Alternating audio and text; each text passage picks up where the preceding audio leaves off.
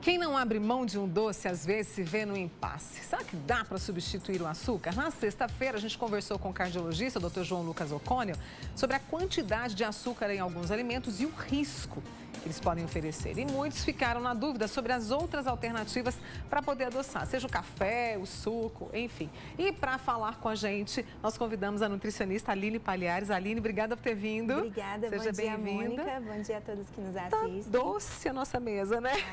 Tem docinho. Antes da gente mostrar, a Shirley, na sexta-feira, ela perguntou sobre o açúcar mascavo. E o demerara, o mascavo e o demerara, Sim. eles são muito bons? Sim, eles têm as diferenças. O mascavo, ele não é processado, ele é a forma de extração, ela bruta, a partir do caldo de cana. Então, sendo assim, por não passar esse tipo de processamento, nós temos vários nutrientes advindo dele. Ele não é reduzido em calorias. Então, assim, a preocupação, às vezes, vou substituir o açúcar de mesa branco, pensando assim em calorias, mas é quase que equivalente. Porém, nós não perdemos as propriedades nutricionais do mascavo. Sendo assim, também a diferença para o demerara é que ele passa por um leve processamento para ele ficar um pouquinho mais branco, um pouquinho mais refinado. Porém, ainda assim, conseguimos ter as propriedades dele também. Cálcio, ferro e ter os benefícios que os dois podem proporcionar. Ai, que bom que você falou sobre esses benefícios, porque às vezes a gente não sabe. O que o mascavo pode fazer e o demerara? Você falou do demerara que tem o cálcio, né? Que pode nos ajudar. Isso, ele pode nos ajudar, sim. Principalmente na questão, assim, de osteoporose, né? A relação também para quem faz exercício físico. Então, ajuda bastante. Dá muita energia. Dá muita energia. O mascavo também vai pela mesma linha, Aline? Vai sim, vai pela mesma linha. Ele ainda, a gente consegue ter melhor as propriedades nutricionais dele do que o demerara, por conta deles não passar por nada de processamento. A gente preparou uma mesa, aqui docinha, como eu disse, e nós temos nessa bandejinha, esse é o demerara? Isso, esse aqui é o demerara, por isso que ele pode ver que ele é um pouquinho uns cristalzinhos mais branquinhos, mas ainda assim ele tem o ferro, então assim, pessoa que tem anemia, é interessante fazer o uso. Então, sendo assim, ele acaba que a gente tem as propriedades dele em benefício para a nossa saúde e ele é um bom substituto para o açúcar branco. E para fazer panificação, bolo, então a gente pode usar. E essa quantidade? Não é a mesma que o açúcar cristal, para quem está acostumado a fazer bolo, né? Ele adoça menos. Ele adoça menos. Tanto ele quanto o mascavo. Os dois também têm um poder de doçura a menos. E o mascavo, por conta dele ser a forma bruta, a partir da cana, ele tem um gostinho mais acentuado, um pouquinho mais amargo, por conta de não ter nada de processamento, né? E aí você falou, eu achei interessante, quem tem anemia pode usar o demerara, Pode usar o demerara por conta que ele é rico em ferro, ele tem magnésio também, então assim, ajuda na questão de contração muscular. Para quem faz o esporte, às vezes antes do treino fazer algum shake, alguma coisa, e utilizar o açúcar mascavo, o demerara. É uma boa opção. Você falou que eles são calóricos, né? Porque calórico. As pessoas falam, eu posso comer à vontade. Não é bem assim. Que tipo de quantidade a gente deve estar atenta, Aline? Olha só. Em 100 gramas, mais ou menos, cada um oferece em torno de 300, 365 calorias. Então, assim, de acordo com o OMS, o que eles preconizam é que seria em torno de 25 gramas por dia de açúcar, o que dá o quê? Umas 2 colheres de sopa, né? Então, assim, não é porque ele tem propriedades nutricionais que a gente tem que ter exagero, porque não deixa de ser um tipo de açúcar. E a gente tem que ficar, assim, bastante preocupado por conta de os picos de glicemia que ele pode dar na nossa corrente sanguínea, que é a velocidade do açúcar quando passa na nossa corrente sanguínea. Então, eles não deixam de ter o índice glicêmico alto. Sendo assim, é interessante usar moderadamente. Isso significa quando, né, essa questão do índice glicêmico, o que significa, assim, que eu posso ter? Quando pode ter, quando consome qualquer tipo de açúcar que tenha um alto índice glicêmico, que é a velocidade do açúcar quando passa na nossa corrente sanguínea. E isso pode me levar a algum problema quando em excesso? Isso, quando em excesso, eleva a nossa glicemia e aí, sendo assim, gera picos, leva a diabetes, um colesterol alto. Entendi. Por isso que é interessante usar outros tipos de forma, por exemplo, o xilitol. O xilitol, só fazendo um comparativo, ele tem um índice glicêmico mais baixo, é quase reduzido em calorias, quase bem pouquinho, enquanto que o açúcar de mesa tem 4 calorias em 1 grama, o xilitol tem 2,4. Então, assim, sendo assim, ele não eleva tanto o pico de glicemia nosso.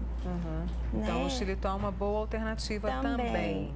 Também. Ele é muito utilizado para fazer receitinha, não é? Receitinha, isso. E assim, ele pode ser bem aquecido, então ele não tem um poder de doçura bom, não deixa gosto residual, que é aquele amarguinho, né? Então, e para diabético, eu estou pensando aqui, você falou do diabetes, né? E é uma dificuldade porque às vezes a pessoa gosta de um doce.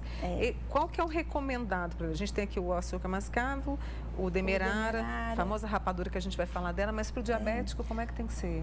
O diabético também, ele tem que usar moderado, por conta justamente porque o diabético tem que ter uma contagem de carboidratos. O açúcar, ele é um tipo de carboidrato.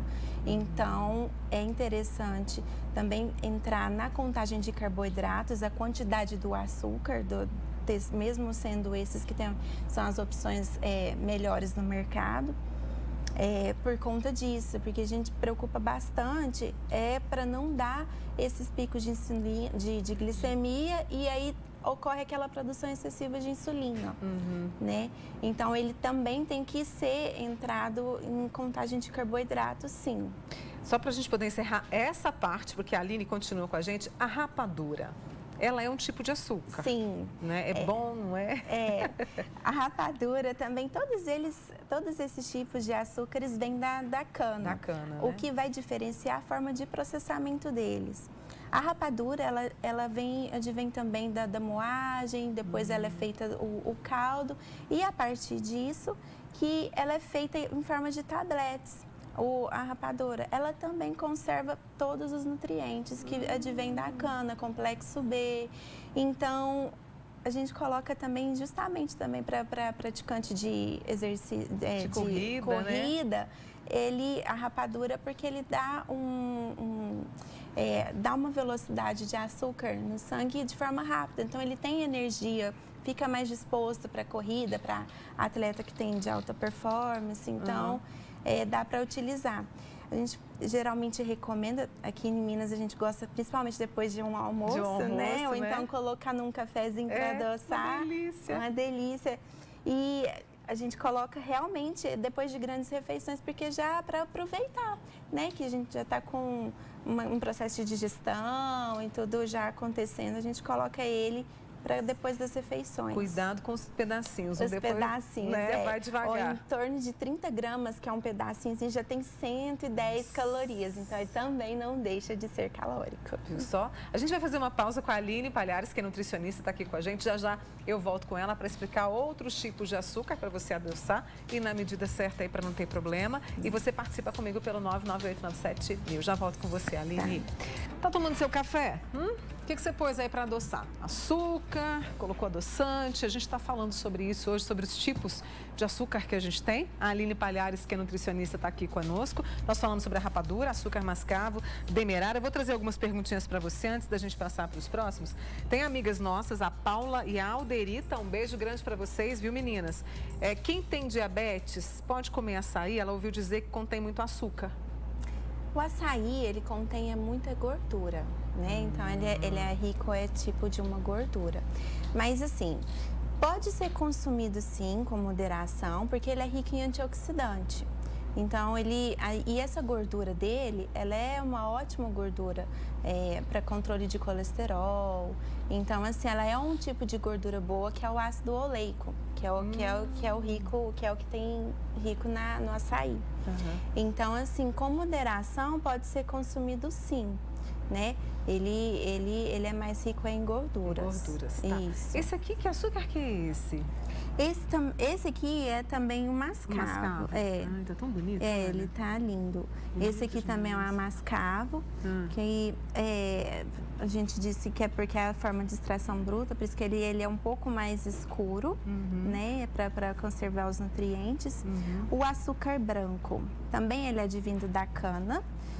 Só que ele passa por tanto processamento, tem tanto aditivo químico para ele ficar assim tão branquinho, de né? forma bem cristalizada. E sendo assim, perde todas as minerais, as vitaminas que advêm da cana. Ou seja, não tem nutriente? Não tem praticamente nutriente, nenhum, né? é calóricos, porém a caloria dele a gente fala que é caloria vazia. Por conta de não ter nenhum tipo de nutriente. Aline, a gente tem uma outra amiga nossa aqui, olha, a Camila Luiza. Às vezes encontramos o açúcar demerara mais escuro, outros mais claros. Isso influencia no valor nutricional? Não quer dizer que influencia. A forma de, como ele está mais escuro ou mais claro, é a forma de processar ele. Né? É de acordo com o processamento dele que ele fica um pouquinho mais branquinho, um pouquinho mais clarinho. É na forma de processar, mas não quer dizer que ele vá perder os nutrientes, porque é um processamento menor. Né? Não que garante mais os nutrientes. Isso. Né? Ali do outro lado da bancada a gente tem aqui, esse é a calda agave. Agave. Eu nunca usei, acho. Ela também tem um poder de doçura bem legal. Ela é extraída de um cacto. Então ela é 50% frutose e 50% glicose. Então, é também uma opção interessante, não deixa de ser calórica também. Ela tem um índice glicêmico também um pouco, de moderado para alto. Então, assim, não é baixo o índice glicêmico também, para não dar aqueles picos de glicemia.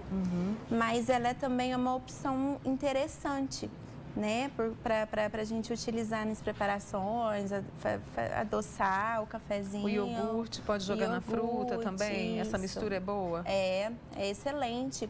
E a presença da fibra, é bom a gente comentar que a presença da fibra, ela ajuda também a diminuir o índice glicêmico do alimento. Então, fazer uma composição, um mix de saladinha de fruta, colocar uma caldinha agave com uma linhaça, uma chia, fica uma composição legal e acaba que a gente diminui um pouco do índice glicêmico deles. Muito bem. Deixa eu trazer mais perguntas para você. A Patrícia do Alto Moarama. O xilitol pode ser usado em receitas para crianças, por exemplo, mingau de fubá? Pode ser utilizado sim, né? Porque o xilitol ele é tipo um adoçante. A extração dele é feita das fibras de algumas frutas, por exemplo, do milho ou da framboesa. Mas assim, para criança, pode ser utilizado sim, com moderação. Tudo é assim, né? Tudo é assim, nada exagera, de pouco com tudo, né? Mas pode ser utilizado sim. Daqui a pouquinho eu vou trazer a pergunta da Ivonice, uma pergunta muito boa. A gente passa da calda de agave. Esse é pro melado. Tionice, que adora o melado com mandioca. Melado também é utilizado bastante por veganos, vegetarianos, né? Que é uma opção interessante para quem tem esse estilo de vida, né? Ele também, pode ver que ele é escuro, ele é o melado da cana mesmo, é a cana em natura. Então, sendo assim, também é uma excelente opção para utilizar. Ele tem ferro, complexo B, tem zinco, tem magnésio. Então, e também ele é mais... o poder, a questão do paladar, né? O paladar dele também, ele agrada bastante. Mas também cuidado. Cuidado porque não tem... Porque o que vai diferenciar também de todos, de um para outro, é o índice glicêmico. Ele também não deixa de ser um índice glicêmico alto. Então, também cuidado. Não é interessante a gente dar esses picos de glicemia. Muito bem. Deixa eu trazer a pergunta da Ivonice. Quem tem diabetes pode usar açúcar de coco? Açúcar de coco pode. O açúcar de coco, ele é extraído da seiva da flor do coqueiro. Então, sendo assim, temos também bastante propriedades nutricionais do açúcar de coco e ele tem um índice glicêmico mais baixo em relação a essas opções que nós trouxemos, né? Então, ele é uma opção interessante, sim, a ser considerada, só que ele tem um custo um pouco mais alto. É uma delícia em preparações de bolos ou smoothies, ele dá um sabor diferenciado sim nas preparações e é uma opção interessante por ter o índice glicêmico mais moderado e mais baixo. A gente tem o mel, tradicional mel. O mel, excelente opção também. O mel é extraído do néctar, né, das flores, então também tem complexo B.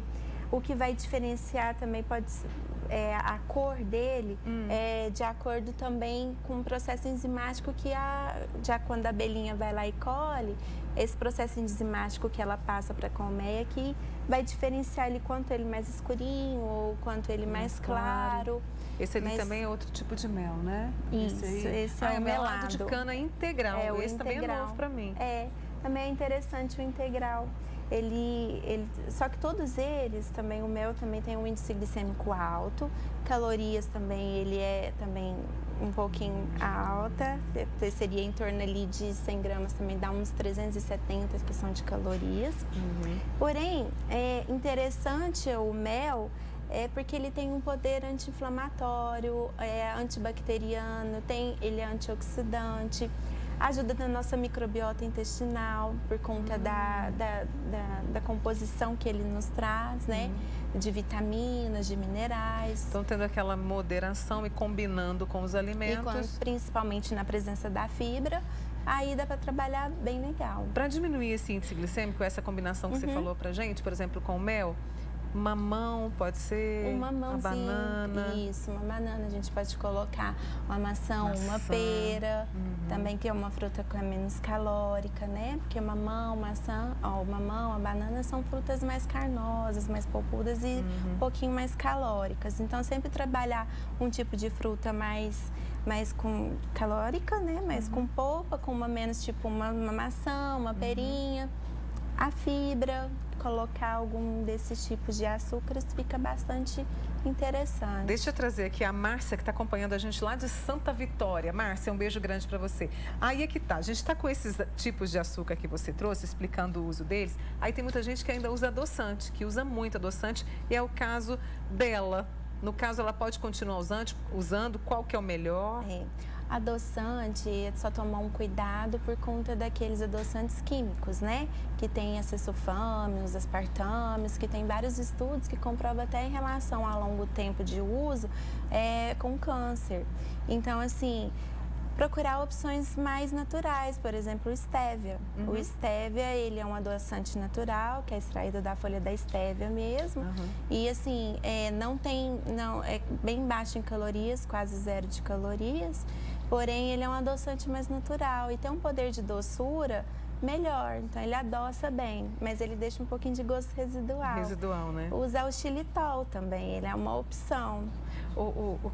Aline, para quem está na reeducação alimentar, quer perder um pouquinho de peso, qual desses você acha que é o mais indicado, principalmente com essa questão do índice glicêmico, né? O açúcar de coco é interessante. O xilitol, pensando assim, em questão de calorias e o índice glicêmico, né? Para quem quer emagrecimento. O açúcar de coco, o xilitol. Podemos usar também a calda-agave. O mascavo também, a gente combinando ele de acordo na preparação, dá para ser utilizado. Mas assim, no mercado, pensando assim em calorias, seria mais essas opções mesmo. O açúcar de coco e o xilitol. Tem o eritrol também, que é um tipo de adoçante, e ele é zero em calorias. Dá pra também, ele também adoça mais até que o xilitol. Olha. E ele não tem calorias e o índice glicêmico dele é bem baixinho, quase zero. Eritrol. Assim como o melado, tem a Lúcia perguntando, a gente acha em casa de produtos naturais, né? Isso, casa de produtos naturais. A Mires quer saber se consumir o açúcar aos poucos no decorrer do dia evita o pico de insulina. Tipo, 2 colheres de açúcar, eu imagino que de sopa, no decorrer do dia. Seria bom diminuir, né? Diminuir, tá muito. Assim, o que temos que pensar é o que? Colocar esses tipos de açúcar, principalmente associado à fibra, e não e sempre depois de refeições, porque a gente já vai aproveitar por conta que o pico da glicemia já vai estar alto. Então, assim, por exemplo, um café da manhã, vai lá e coloca, sei lá, uma colherzinha só do agave ou do melado, sem uma presença de uma fibra ou algum outro. Então, assim, você vai elevar a glicemia. Então, é sempre associar com alguma alimentação e principalmente depois de grandes refeições. Né? Almoço, né? Um almoço, um jantar. Deixa eu ver, Lohan, posso fazer só mais uma perguntinha? Então, olha como ela é boa comigo, Mariana Costa. Tá começando a usar açúcar de coco, ele é bom, certo? Certo. Uma outra pessoa, Mônica, o diabético pode usar adoçante de sucralose? Sucralose. Sucralose, ele também é ele é mais processado também, mas para diabético é importante a gente pensar mais nesses açúcares mais naturais mesmo, ou então a que tem baixinho em índice glicêmico, e não para esse lado da sucralose ou outros tipos de açúcares mesmo.